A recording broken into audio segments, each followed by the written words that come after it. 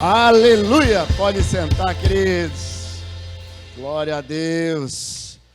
Você tem caminhado com esse Deus imutável, que Ele está nas bonanças, está nas tempestades, independente das circunstâncias. Tem andado com Ele? Diga amém. Ou não? Quem não tem, levanta a mão. Opa. Uma alegria podemos estar aqui. O que Deus já falou contigo? Como Deus já falou teu coração? Como Deus já ministrou teu coração? Quando nós olhamos a experiência e o testemunho da Verônica com a questão do Fernando ali, né? Basta uma ação, uma palavra que parece que muda tudo, né? Um diagnóstico. Um momento de bobeira, de repente, e tudo muda. Quando nós caminhamos pela vida, nós percebemos o quanto a vida ela é efêmera, o quanto a vida ela é breve. Quando você olha, e na pandemia nós vimos isso de uma forma muito mais intensa, a vida sendo muito breve, a vida passando por um fio, e de repente pessoas jovens acabaram sendo levados pelo Senhor, e pessoas que passaram ali pelo vale da sombra da morte, e muitas pessoas ressignificaram a própria vida a partir dessas experiências. Mas uma coisa é certa, nesse mundo nós vamos sim ter experiências de provações, nós vamos ter experiências de lutas, isso faz parte da nossa vida. Mas se essas provações são inevitáveis, como é que eu posso passar pelas provações? E hoje eu quero refletir um pouco sobre o desfrutar no meio das provações. Como é que eu desfruto independente do momento que eu estou vivendo? Como é que eu celebro independente do momento que eu estou vivendo? Às vezes parece ser incoerente, e às vezes as pessoas não conseguem perceber que a vida ela é breve e você não tem como pausar a vida. Então, estou andando, opa, agora chegou a aprovação, eu dou uma pausa aqui, para, aí eu passo pela aprovação, depois eu volto a viver. Não. Tem provações que são rápidas, tem provações que em uma semana está resolvido, em um mês, em um ano.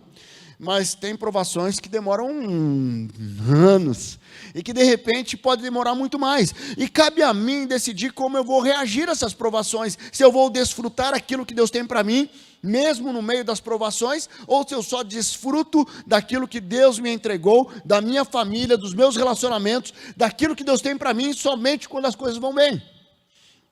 Então, como nós podemos olhar para a palavra de Deus e tirar alguns ensinamentos com relação a isso. Eu queria que você abrisse sua Bíblia lá em Jeremias 29, nós temos um texto conhecido aqui em Jeremias 29, e hoje eu quero refletir sobre esse texto, sobre esse contexto, mas antes disso eu preciso contextualizar. Jeremias é um profeta, e Deus usa ele para levar uma palavra profética ao povo de Judá, que os judeus ali e o povo de Jerusalém. O que acontece? Esse povo caminhava com Deus, mas eles começaram a desobedecer, eles entraram em idolatria, eles entraram em desobediência e rebeldia, e Deus foi alertando, cuidado, sabe aquele negócio, olha, cuidado que você vai cair, cuidado que você vai cair, cuidado que você vai cair, daqui a pouco, blum, caiu, certo? E Deus foi alertando. Você tem sido alertado por Deus? Será que você está sensível àquilo que Deus tem alertado na sua caminhada? Porque se você não tem olhado para o Senhor e não tem identificado os sinais que Deus tem dado para você, está na hora de você abrir os olhos. Mas não os olhos físicos, mas os olhos espirituais. Porque o Espírito Santo, ele nos alerta. E tem muita gente que cai nas armadilhas de Satanás porque simplesmente negligenciam a sensibilidade de ouvir a voz de Deus. Então, um adultério não começa na porta do motel, ele começa a partir do momento que eu deixo de ouvir a voz de Deus e eu começo a ser seduzido pelas tentações, certo? A crise familiar no casamento, a crise com os filhos não começam quando o filho já está envolvido com droga, já está lá, começa nas coisas mais sutis. Pais que de repente não estão sensíveis aos sinais de Deus e continuam se embriagando em casa, achando que não tem nenhum problema, eu consigo me controlar, e o filho aprende a beber com os pais. E de repente os filhos, em poucos anos, estão ali alcoólicos, alcoólatras, e aí eles ficam culpando, mas Deus, por que isso aconteceu? Mas eu não fui sensível ao que Deus estava direcionando. E o que acontece com o povo judeu aqui é isso. Deus alerta, parem de idolatrar. Sirva o único e poderoso Deus. E eles começam numa rebeldia a desobedecer. E a desobediência tem consequência. Deus perdoa os pecados, mas normalmente nós precisamos viver com as consequências do pecado. Por isso que é melhor nós cuidarmos do nosso coração para não cair em pecado. E o povo judeu ali caiu, e o povo judeu desobedeceu. E a partir da desobediência veio a consequência. E a consequência está no capítulo 25 de Jeremias, onde é profetizado uma consequência ao povo, aonde eles estariam exilados na Babilônia. A Babilônia era um povo cruel, era um povo ímpio, era um povo de imoralidades. Vocês vão ficar agora escravos dos babilônicos por 70 anos. Então houve o decreto de Deus ali, vocês vão passar por uma provação. Nem sempre essa palavra vem com essa clareza, mas tem provações que Deus permite que nós passamos, porque ou existe algo que Deus quer nos ensinar, ou existe algo que nós precisamos passar mesmo para nós crescermos. Se nós estivéssemos vivendo a vida sem ter provações, nós possivelmente não teríamos crescido todo o potencial que nós crescemos até hoje. Para aqueles que têm um coração ensinável. Porque muitos passam por provações e acumulam um coração rebelde, um coração rancoroso. E aí, baseado nessa palavra profética que Jeremias entrega ao povo judeu, vocês vão ficar na Babilônia 70 anos. E aí vem o texto que está lá em Jeremias 29. Abra sua Bíblia aí, acompanhe comigo esse texto. Nós vamos ler até o versículo 14. Ele diz o seguinte: este é o conteúdo da carta que o profeta Jeremias enviou de Jerusalém aos líderes que ainda restavam entre os exilados, aos sacerdotes, aos profetas e a todo o povo que Nabucodonosor, que era o rei da Babilônia, deportara de Jerusalém para a Babilônia. E a rainha mãe, os oficiais do palácio real, os líderes de Judá e Jerusalém. Os artesãos, os artífices foram deportados de Jerusalém para a Babilônia. Ele enviou a carta por intermédio de Eleasa, filho de Safã, e Gemarias, filho de Ilquias, os quais Zedequias, rei de Judá, mandou a Nabucodonosor, rei da Babilônia. A carta dizia o seguinte, olha a carta que Jeremias, Deus usando a vida de Jeremias, envia para aquele povo que estava passando pela provação dos 70 anos. Eles estavam escravos ali.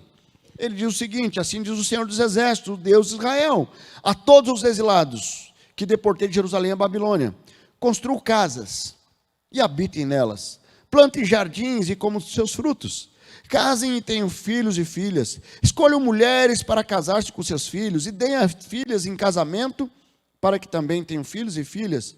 Multiplique-se e não diminua. Busque a prosperidade da cidade para a qual eu os deportei, e orem ao Senhor em favor dela, porque a prosperidade de vocês depende da prosperidade dela. Porque assim diz o Senhor dos Exércitos, Deus de Israel: não deixe que os profetas e adivinhos que há no meio de vocês os enganem. Não dê atenção aos sonhos que vocês o encorajaram a terem. Eles estão profetizando mentiras em meu nome. Eu não os enviei, declara o Senhor. E olha essa parte, assim diz o Senhor: quando se completarem 70 anos da Babilônia, eu cumprirei a minha promessa de vocês, de trazê-los de volta a este lugar, porque sou eu que conheço os planos que tenho para vocês, diz o Senhor. Planos de fazê-lo prosperar e não de causar dano, planos de dar esperança e futuro. Então vocês clamarão a mim, virão orar a mim e eu os ouvirei. Vocês me procurarão quando me acharem, e me acharão quando me procurarem de todo o coração. Eu me deixarei ser encontrado por vocês, declara o Senhor, e eu os trarei de volta do cativeiro. Eu os reunirei de todas as nações e de todos os lugares para onde eu dispersei, e os trarei de volta para o lugar onde eu deportei, diz o Senhor. Queridos, esse texto é uma palavra muito direta para aquele povo. O povo estava sofrendo as consequências da desobediência. E Deus falou: vocês vão ficar aqui, vocês vão passar por essa provação. Mas o fato de eles passarem por 70 anos na Babilônia, Deus não se afasta deles. Deus estava ali pronto, dizendo assim: ó, orem e busquem a mim, e eu deixarei ser encontrado. Vocês me buscarão e me acharão quando me buscarem de todo o coração. Porque vocês vão estar no meio de um povo que é corrompido. E esse povo que é corrompido, eles podem corromper ainda mais o coração de vocês. Nós precisamos entender o quanto nós somos influenciados pelo meio. Aonde nós vivemos, aonde nós estamos, se nós não estamos firmes no Senhor, nós somos influenciados por tudo o que acontece ao nosso redor. Meu filho compartilhando algo surpreendente que está ocorrendo na escola dele. 3 meninas adolescentes namorando. Um tal de tribal, sei lá o que é, é um tri alguma coisa, mas é algo do capeta, é verdade. E aí ele olha aquilo lá e fala assim: pai, o negócio está doido. Mas se ele não tem a raiz firmada, se ele não tem, as pessoas falam assim: puxa, isso é normal, deve ser legal. Então nós precisamos entender o quanto nós somos influenciados pelo meio, e a palavra de Deus ali, ela vem uma orientação para aquele povo, dizendo: vocês estão lá no meio da Babilônia, no meio daquele povo ímpio, só que vocês não são daquele povo, vocês são meus filhos, e eu vou trazer de volta. Nós vivemos num mundo, onde lá em 1 João diz, sabemos que somos de Deus, e que o mundo todo está sob o poder do maligno. Em algumas versões diz: o mundo jaz no maligno. E se eu não estou firme com o Senhor, se eu não estou firmado com o Senhor, eu fico vulnerável a esse mundo, que vai tentar me escravizar, que vai tentar me levar a tomar decisões, que vai gerar consequências de provações. Tem algumas provações que são naturais, permitidas por Deus, e tem outras que são consequências das nossas decisões. Satanás, ele é sujo, ele é nojento, ele é mentiroso, mas ele leva a culpa de tanta coisa que não tem nada a ver. O povo simplesmente vai e faz as bobagens. Estou tudo endividado, mas passou 3 meses o cartão de crédito, passando nervoso. Não conseguia ver a casa Bahia na frente. Misericórdia. Então assim, nós precisamos entender, havia uma palavra profética, que eles ficariam exilados 70 anos, e ali Deus manda algo para que eles pudessem blindar o coração, mas que eles estivessem sim com os olhos na promessa. As mazelas que observamos nesse mundo vêm com a construção a partir do pecado, a partir do pai da mentira. Esse mundo machuca, esse mundo fere, mas o nosso Deus cura. Ele nos cura do pecado, Ele nos cura das feridas, Ele nos cura dos maus hábitos. Então pare de dar justificativa: ah, mas eu nasci assim, meus pais me ensinaram isso. Você pode quebrar esse ciclo agora. Você não precisa reproduzir aquilo que era ruim dos seus pais. Reproduza o que é bom, tire as virtudes e rejeite aquilo que você sabe que trouxe sofrimento para sua família. Por que você anda reproduzindo aquilo que não edifica, aquilo que não abençoa, aquilo que vai contrário à palavra de Deus? Se o mundo jaz no maligno, lá em 1 Pedro 5, 8, 9 diz lá: sejam sóbrios e vigiem, porque o diabo inimigo de vocês anda ao redor como um leão, rugindo e procurando a quem possa devorar. Mas ele disse ali: resistam-lhe permanecendo firmes na fé, sabendo que os irmãos de vocês têm o mesmo mundo, que os irmãos de vocês têm, em todo o mundo estão passando pelos mesmos sofrimentos. O que ele diz? Resista às tentações, resista às lutas, porque ela é comum a todos nós, e nós estamos passando pelos mesmos sofrimentos.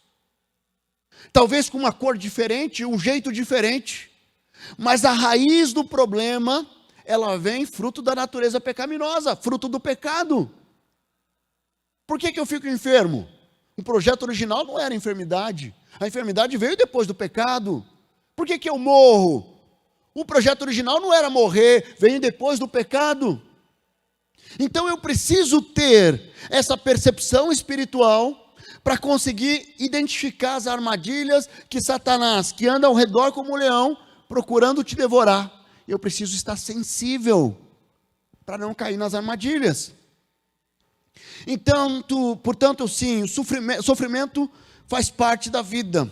Mas a minha pergunta para você, como é que você reage ao sofrimento, às provações? Se o mundo jaz do maligno, se nós vamos sofrer mesmo, lá no mundo tereis aflições, mas tende bom ânimo, porque eu venci o mundo. Jesus nos alertou com relação ao sofrimento.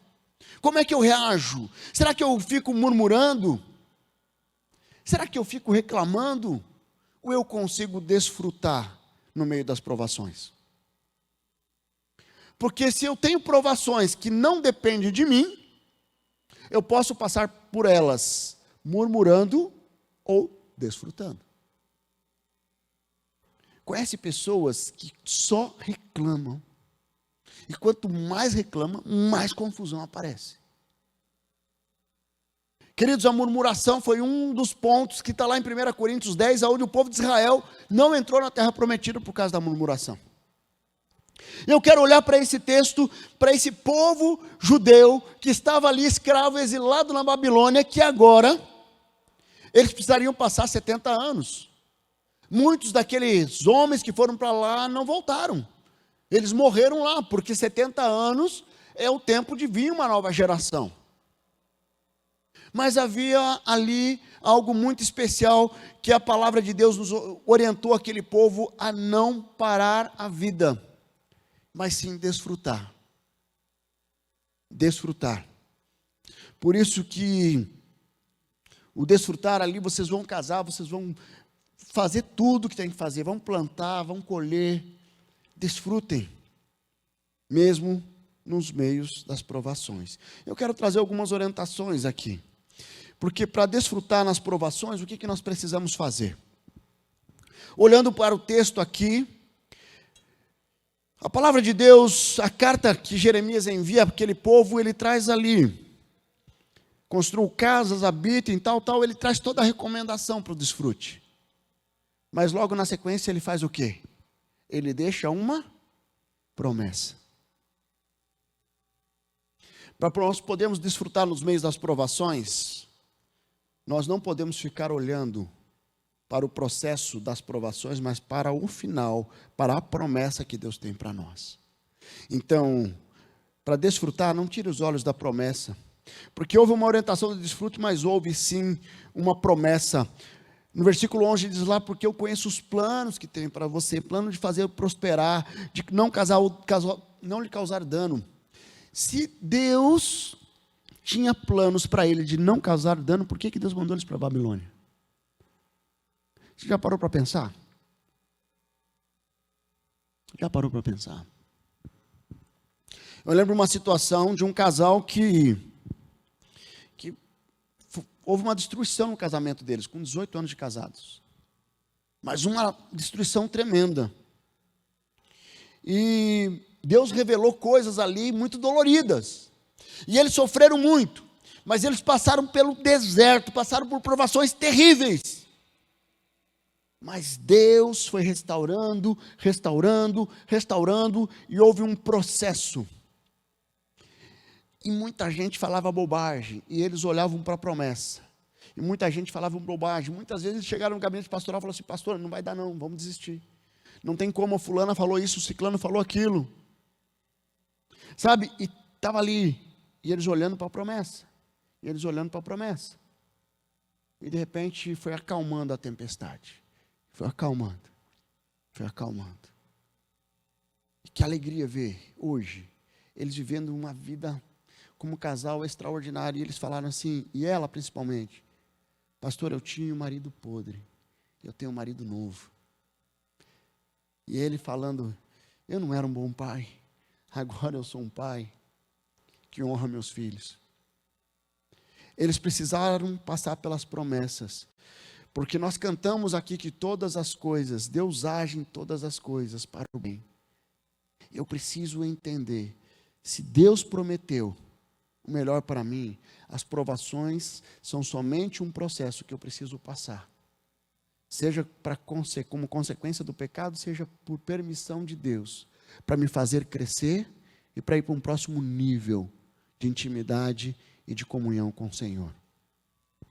Havia uma promessa para esse povo, uma promessa de prosperidade, uma promessa de socorro. Vocês me procurarão, me acharão quando me procurarem de todo o coração. Uma promessa de um relacionamento com Deus.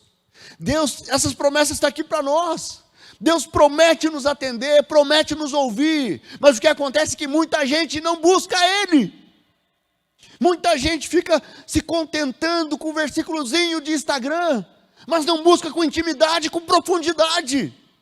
Se Deus promete que vai nos ouvir, se Deus promete que vai nos cuidar, aí você tenta passar pelas provações da tua autossuficiência, e aí você sofre, e vai chegar no final, você vai chegar arrebentado, arrebentada, porque você decidiu murmurar, dar um jeitinho do teu jeito, na autossuficiência, ao invés de buscar o Senhor, falar assim, eu vou passar pelas promessas, confiando no Senhor, eu vou passar desfrutando daquilo que Deus tem para mim.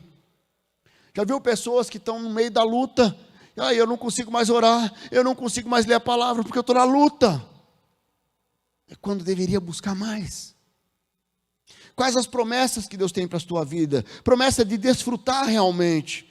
Efésios 1 diz lá, 13, nele, quando vocês ouviram e creram na palavra da verdade, o evangelho que os salvou, vocês foram selados com o Espírito Santo da promessa, que é a garantia da nossa herança até a redenção daqueles que pertencem a Deus para o louvor da sua glória. Queridos, o Espírito Santo da promessa é a garantia da nossa herança até a nossa promoção para a glória. Olha que maravilha! Eu posso andar com o Espírito Santo, eu caminho com Ele, eu vivo com Ele, Ele está comigo nas provações, Ele não fica numa prateleira, Ele está onde eu estiver, Ele está. Mas eu preciso desfrutar da presença dEle, eu preciso buscá-lo com intensidade, eu preciso viver com Ele um relacionamento significativo, não um relacionamento frio, como se fosse alguém distante, alguém que está num canto do universo, e de repente eu olho para lá, eu espero um novo ciclo da lua para olhar para o céu. Pare com isso. Então, primeiro destaque para você desfrutar das provações. Não tire os olhos da promessa que Deus tem para você.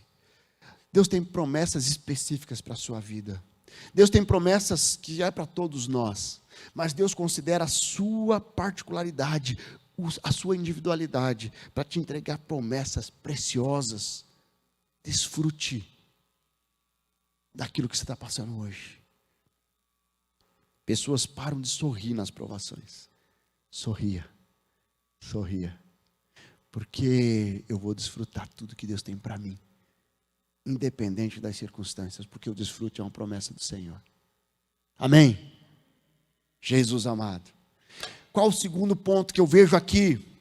Quando ele olha ali no versículo 4, ele vai dizer ali, assim diz o Senhor dos Exércitos, Deus de Israel, todos os exilados que deportei de Jerusalém para a Babilônia, construam casas, habitem nelas, plantem jardins, e comam de seus frutos, casem-se e tenham filhos e filhas, escolham mulheres para casar-se com seus filhos, e deem as suas filhas em casamento, para que também tenham filhos e filhas, multiplique-se e não diminuam.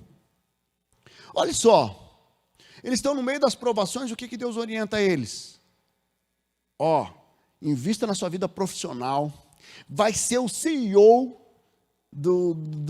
das indústrias babilônicas. Não foi isso. O que Deus orienta eles?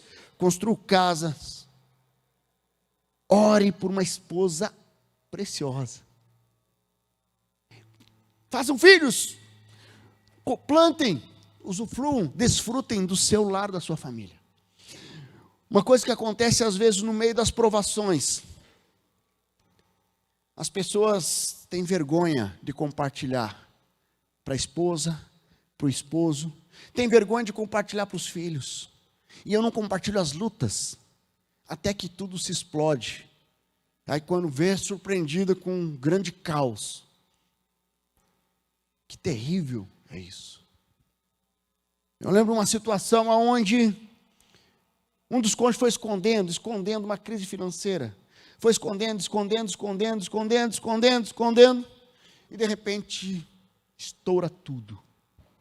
Aí não era mais a crise financeira agora. Era a crise financeira, a crise no casamento, a crise com os filhos. E tudo virou um caos. Queridos, família é plano de Deus. Quem você precisa perdoar na sua família? Como é que está o seu relacionamento?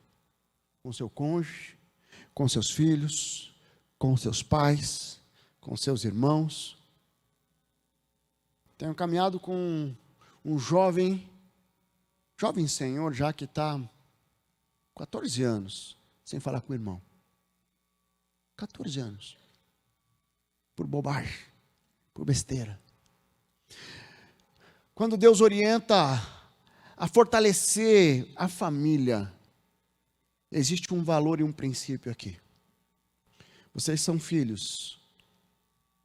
E é o núcleo familiar que vai fazer vocês se fortalecerem e ficarem firmes nas provações. Porque vai chegar um momento que eu vou retornar vocês para casa. Eu quero retornar à família. Então, compartilhar com a família torna o desafio mais leve. Torna o desafio mais leve. 1 Timóteo 5, 6 a 8 diz lá: mas a que vive para os prazeres, ainda que esteja viva, está morta. Ordena essas coisas para que sejam irrepreensíveis. Se alguém não cuida dos seus parentes, especialmente dos de sua própria família, negou a fé e é pior que um descrente. Ele está falando de cuidado. Quem que você precisa perdoar na sua família? Quem que você precisa hoje compartilhar as suas lutas e as suas dores? Pare de caminhar sozinho. Você está indo atrás de gerente de banco para quê? Converse, ore, busque soluções juntos. Pare de tentar resolver do teu jeito. Nós precisamos estar sensíveis à direção de Deus. Aqui Deus orienta a desfrutar, construindo casas, habitando nelas. Nós precisamos desfrutar independente das provações, porque o desfrute em família é o que nos fortalece. Eu lembro uma vez que eu saindo de uma reunião muito complicada, começou 7 horas, foi até 9, 9h30, numa cidade da região metropolitana. Eu saí de lá muito mal. E eu ligo para minha amada, falo assim: amor, estou mal. Saí mal dessa reunião, foi um caos, foi horrível. E ela só fala assim: amor, venha para casa.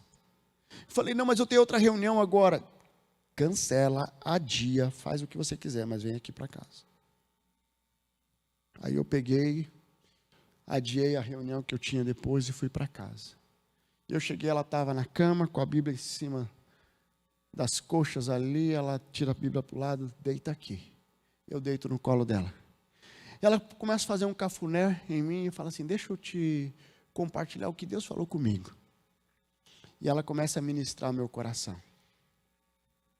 E eu fiquei em casa 40 minutos. Ela ora comigo e eu saio. Transformou o meu dia. Transformou as minhas próximas reuniões, as minhas próximas atividades. E transformou o meu coração. Porque o que ela demonstrou foi algo que o Senhor sonhou para a família. Que é a união, que é a cumplicidade, que é a complementariedade. Às vezes as pessoas são tão egoístas. Você fala assim: ah, tá bom, vai lá. Existe um Deus que estava falando ao coração dela no devocional diário que ela faz, para que aquela palavra pudesse ser usada na minha vida, naquele dia, naquela manhã. Você mora com seus pais, com seus irmãos, você tem compartilhado do Evangelho, você tem compartilhado as bênçãos e as lutas. Fica muito mais fácil quando nós contamos com a família. E para finalizar, para nós podermos desfrutar das provações, que não poderia faltar aqui, cuidado com quem você ouve.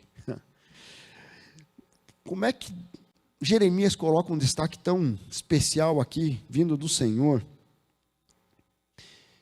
Ele vai falar ali, busque com prosperidade, no versículo 7, da cidade qual eu lhe deportei, orem ao Senhor em favor dela, porque a prosperidade de vocês depende da prosperidade dela, porque assim diz o Senhor dos Exércitos, Deus de Israel, não deixe que os profetas e adivinhos no meio de vocês os engane. Olha o alerta, não deixe ser enganado, não dê atenção aos sonhos que vocês o encorajam a terem, eles estão profetizando mentiras em meu nome, eu não os enviei, declara o Senhor. Sabe quando você está nas provações, que vem aquele conselho, faça isso, faça aquilo. Eu já ouvi isso. Pastor, a fulana me disse que eu tenho que largar o traste do meu marido. O que eu faço? E acontece. E aí, o ciclano já falou que eu tenho que ir lá no banco, pegar dinheiro a juro a 30%.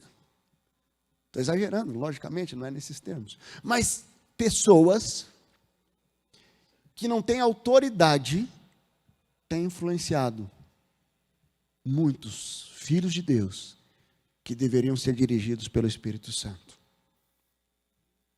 Salmo 1, de 1 a 3, diz lá como é feliz aquele que não segue o conselho dos ímpios, não imita a conduta dos pecadores, nem se assenta na roda dos zombadores. Ao contrário, sua satisfação está na lei do Senhor e nela medita dia e noite. É como uma árvore à beira de águas correntes, dá fruto no tempo certo, e suas folhas não murcham, tudo o que ele faz prospera. Queridos, ao invés de ouvir conselhos de pessoas ímpias, de pessoas que não têm autoridade, de pessoas que não têm uma vida com Deus, primeiro busque intimidade, meditar na palavra do Senhor. Meditar é diferente de ler. Eu falava de um pastor que falou assim, eu estou lendo a Bíblia toda em 3 meses. Uau! Eu posso ler em 3 meses, se eu não fizer mais nada na vida. 40 capítulos por dia. Mas será que isso vai gerar transformação? A meditação é você olhar para um texto e você se relacionar com Deus através da palavra, dizendo, Deus, fala comigo. Então a primeira orientação deve ser você com o próprio Deus. Quando nós pregamos aqui, quando você ouve uma mensagem, quando você ouve alguém, um discipulador, ele vai estar falando algo que o desejável é que ele venha confirmar algo que Deus já falou no teu coração. Mas ele também pode ser usado por Deus, mas sempre olhe para a autoridade. Você não vai investir tudo em um negócio de alguém que quebrou naquele negócio. Fala assim, imagine lá, Thomas, você na área de transporte, aí chega alguém que quebrou com o transporte, chega para você e fala assim, vamos investir na área de transporte aqui, o cara está quebrado. Você não tem autoridade. O que eu tenho falado, e eu como pastor, com muito temor, eu falo, Deus, não me tira a autoridade de fazer o que eu amo fazer, que é investir em vidas. E eu oro e invisto no meu casamento, para não perder a autoridade, para ministrar na vida de casais. Eu oro e invisto na vida dos meus filhos, e clamo pela misericórdia do Senhor, para que eu não perca a autoridade de ministrar na vida dos filhos, de pais e filhos. Nós precisamos meditar na palavra e fugir de conselhos de ímpios. Provérbios 20:18 diz lá: os conselhos são importantes para quem quiser fazer planos, e quem sai à guerra precisa de orientação. Mas será que é qualquer conselho? 1 Coríntios 15:33 diz que não. Não se deixe enganar. As más companhias corrompem os bons costumes. Cuidado com os conselheiros que você tem ouvido. Cuidado com os conselheiros de internet. Eu tive recentemente alguém que falou comigo: pastor, eu ouvi fulano e ele disse isso e eu fiz, mas ciclano disse aquilo, eu também fiz. Aí eu falei assim: mas você veio, ó. Falei não, pensei, né? Você veio pegar uma terceira opinião sobre o mesmo caso? Deixa eu indicar mais um aqui. Se é só mais uma opinião. Será que não chega lá no consultório, Esther, alguém que já consultou tudo? Psicóloga A, B, C. Aí chega lá e fala assim: agora eu vim consultar para ter uma terceira opinião. Cuidado. Para você desfrutar no meio das provações, você precisa caminhar com pessoas que te levem para o alto. Não que façam você desistir no meio do caminho, que façam você enxergar só o ponto preto no lençol branco. Provações fazem parte da vida, mas desfrutar no meio das provações é uma responsabilidade sua, minha, nossa. Você pode fechar seus olhos?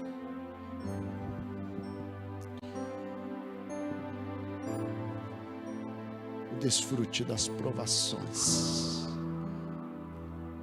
Essa é a palavra que Deus colocou no meu coração hoje. E eu não sei por que Deus colocou essa palavra, mas eu sei que você está aqui hoje. De alguma forma Deus queria falar com você.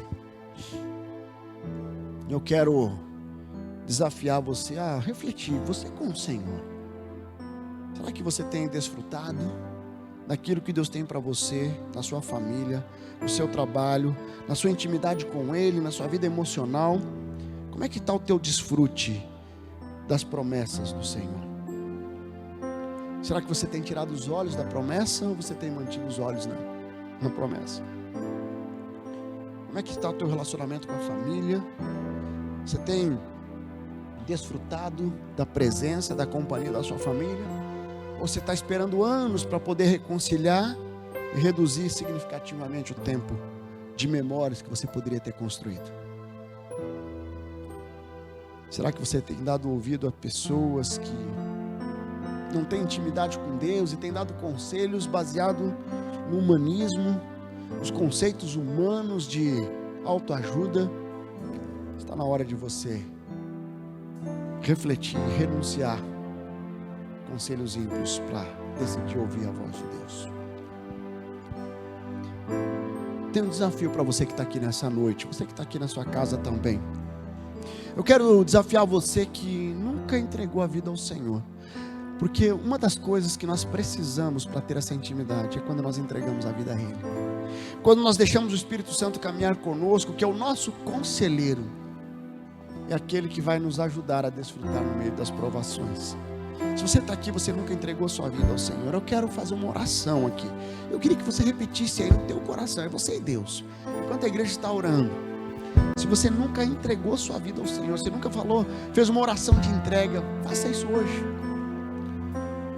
Ore aí você e o Senhor, é você e Ele, dizendo: Senhor Jesus, eu me arrependo dos meus pecados, eu reconheço que eu sou pecador, eu quero me arrepender dos meus pecados, eu quero entregar minha vida ao Senhor, eu quero começar uma nova história na minha vida, entregando totalmente a minha vida ao Senhor, em nome de Jesus. Enquanto a igreja está orando, de cabeça baixa, você fez essa oração? Levante uma das suas mãos, eu quero orar pela sua vida. Se você fez essa oração, levante uma das suas mãos. Alguém aqui, nessa noite, está entregando a vida ao Senhor hoje? Levante a sua mão se você está entregando. Lá atrás, graças a Deus, pode baixar, louvado seja. Lá atrás, graças a Deus, pode baixar, louvado seja o Senhor. Tem mais alguém? aqui que está entregando hoje, o Espírito Santo está tocando no teu coração. Aqui à minha esquerda, graças a Deus, louvado seja o nome do Senhor. Obrigado, pode baixar, louvado seja, graças a Deus. Mais alguém? Não deixa passar esse momento, essa oportunidade. Vamos ficar de pé. Eu queria que vocês que levantaram a mão, venham aqui à frente. Eu quero orar com vocês. Estamos aqui em família. Família é tremendo. Sai do seu lugar. Vem aqui à frente. Lá atrás tem gente aqui à minha esquerda. Sai do seu lugar. Glória a Deus. Vem, pode vir.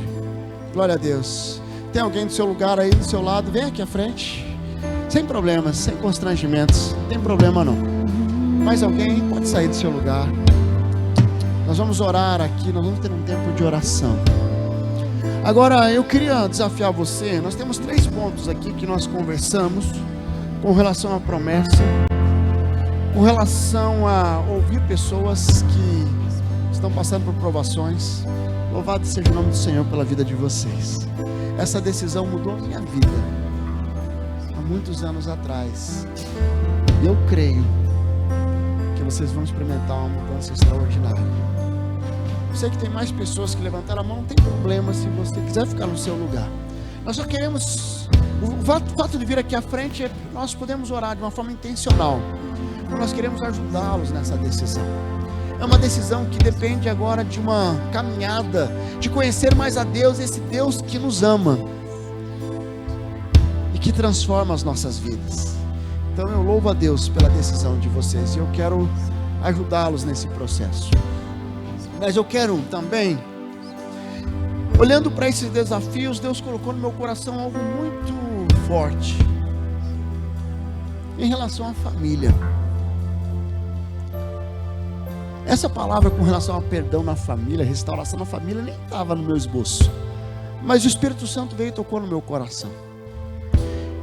E eu creio que você está aqui, você não está desfrutando da presença da sua família, do amor da sua família, da comunhão com a sua família, porque existe algo. Eu queria desafiar você a sair do seu lugar também e vir aqui à frente. Enquanto nós cantamos uma estrofe desse cântico, sai do seu lugar. Você que precisa restaurar algo na sua família.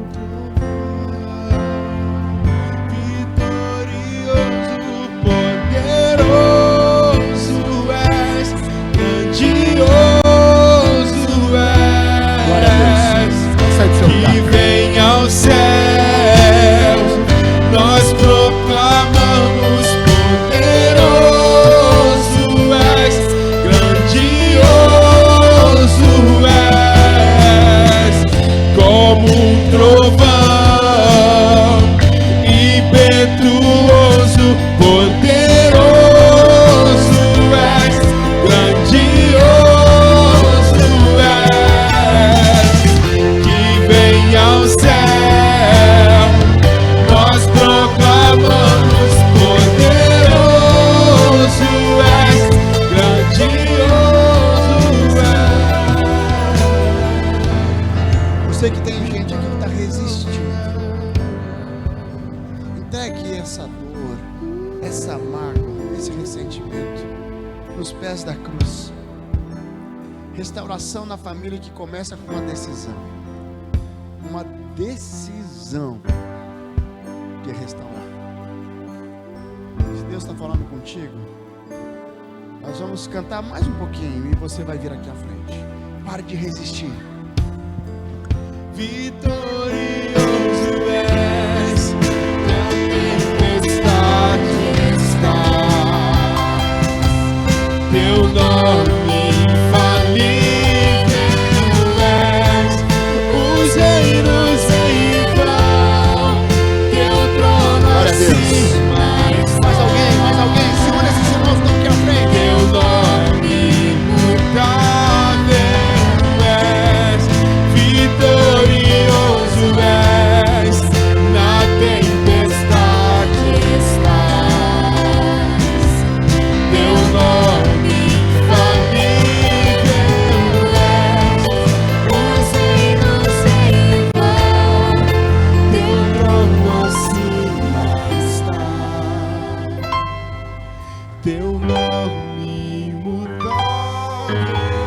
Deus amado, nós somos gratos ao Senhor, porque o nome do Senhor é imutável, porque o Senhor é tremendo, o Senhor é maravilhoso. Deus, nós louvamos ao Senhor pelo banquete que o Senhor nos entregou nessa noite. Nós louvamos ao Senhor pelas famílias que estão sendo restauradas, a partir dessa decisão, a partir de uma decisão dizendo sim, eu quero restaurar a minha família, eu quero restaurar a minha família. Abençoa, Deus, essas decisões, abençoe, Senhor, esses queridos que entregaram a vida ao Senhor, que estão aqui à frente dizendo sim, eu quero caminhar com o Senhor, eu quero caminhar na presença do Senhor, eu quero caminhar íntimo com o Senhor. Deus, louvado seja o Senhor por essas vidas, por essas decisões, pelo seu amor, pelo seu cuidado. Abençoa, Senhor, confirma no coração de cada querido aqui essas decisões. Eu quero louvar ao Senhor pelas decisões das pessoas que levantaram a mão, mas não vieram à frente. Confirma no coração delas. Nós queremos caminhar juntos, nós queremos crescer juntos, nós queremos sim juntos buscar intimidade cada vez maior com o Senhor. Louvado seja o Senhor pela oportunidade que nós temos de estar aqui nessa noite, e vendo o Senhor agindo. Nós queremos desfrutar da sua presença, desfrutar das suas bênçãos, desfrutar das suas promessas. Não permita que nada e nem ninguém retire de nós aquilo que o Senhor prometeu, aquilo que o Senhor nos entregou. Nós queremos sim desfrutar para a honra e glória do Senhor, em nome de Jesus. Amém, amém. Louvado